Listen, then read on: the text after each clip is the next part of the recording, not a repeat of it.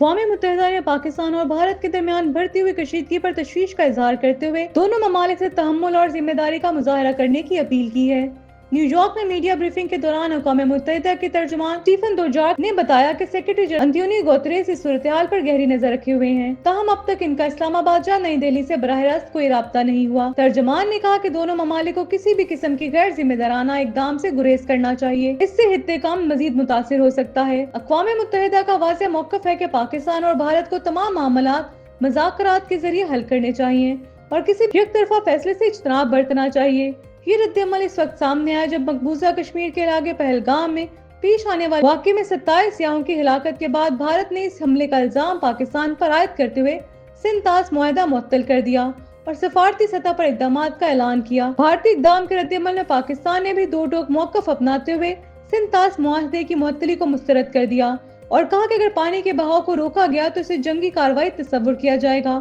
اور پاکستان اس کا بھرپور جواب دے گا۔